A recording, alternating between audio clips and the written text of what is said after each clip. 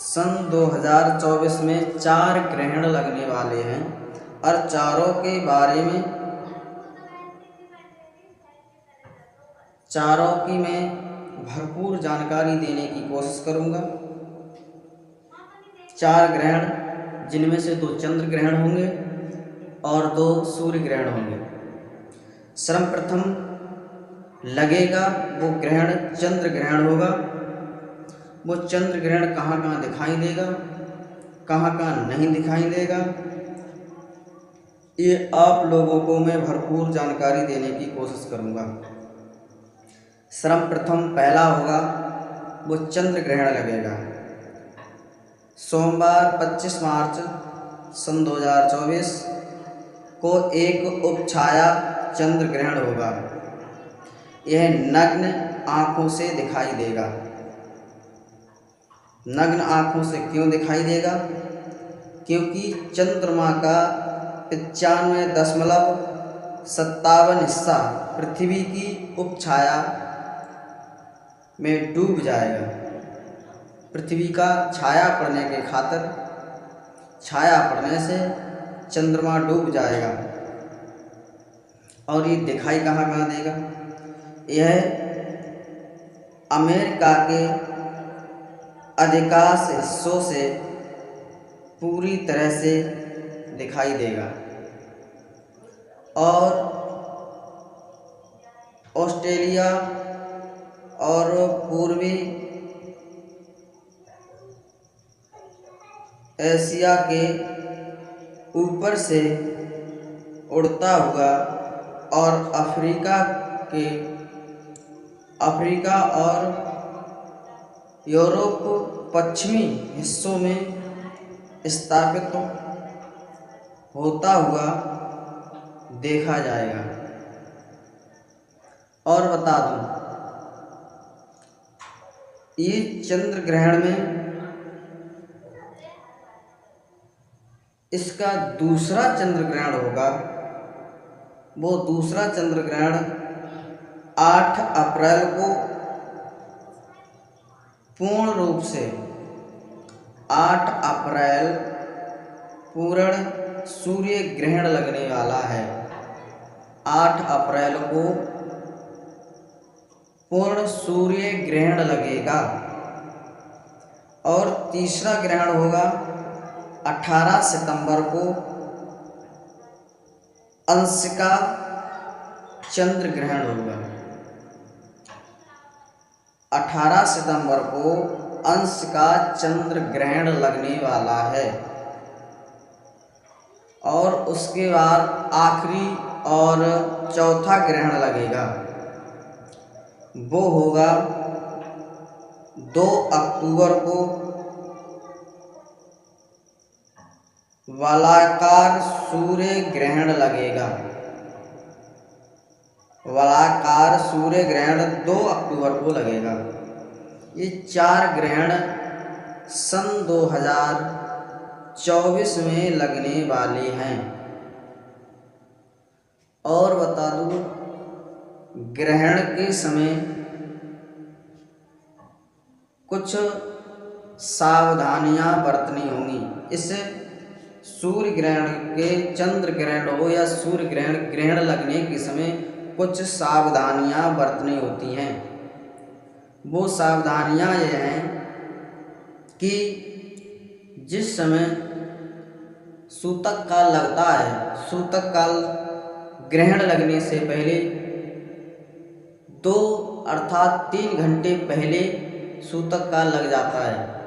और सूतक काल में कार्य जैसे कि भोजन करना या भोजन बनाना या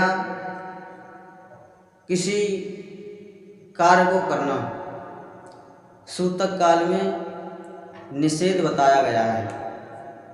सूतक काल से पहले अगर भोजन बन भी जाता है, सूतक काल में भोजन भी नहीं कर सकते, क्योंकि सूतक काल में भोजन किया हुआ निषेध बताया जाता है और निषेध भोजन नहीं किए जाते। अगर बताया जाता है सूतक काल में जो कुछ माताएं होती हैं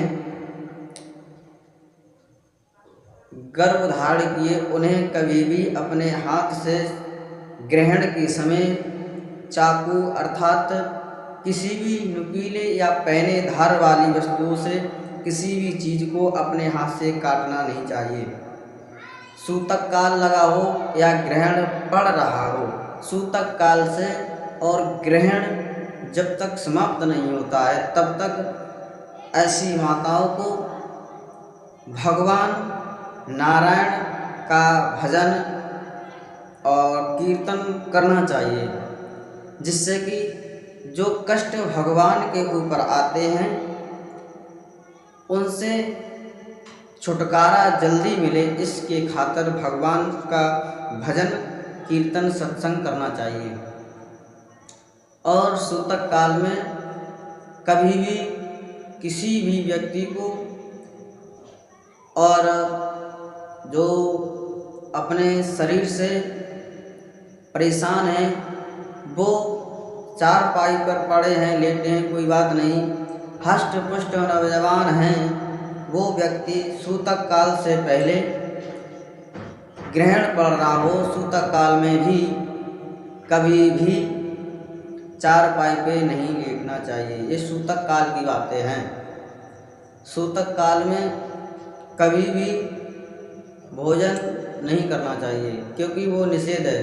अगर किसी भी बच्चे को भी खिलाना है, मानते हैं छोटे छोटे घर में बच्चे होते हैं, उन्हें भी अगर भोजन कराना है, देना है, तो उस भोजन में तुलसी के पात्र डाल करके खिला सकते हैं।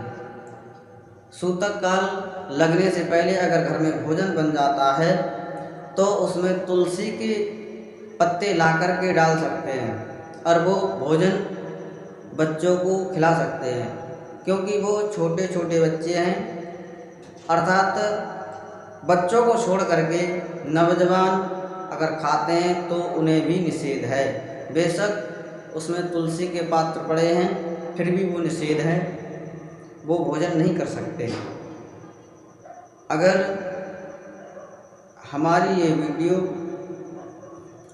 चाहे इंस्टाग्राम पर देख रहे हैं तो हमारे इंस्टाग्राम को फॉलो करें और यूट्यूब पर जाकर के हमारे चैनल को सब्सक्राइब करें, कमेंट करें, शेयर करें और बेल आइकन इम्फेक्ट करना ना भूलें। कमेंट में अगर किसी भी प्रश्न को पूछना है तो कमेंट में सेंड करने के बाद हमसे पूछ सकते हैं। आपकी शंका का समाधान करने के लिए, आपका जवाब देने के लिए मैं तत्पर तैयार रहूँगा।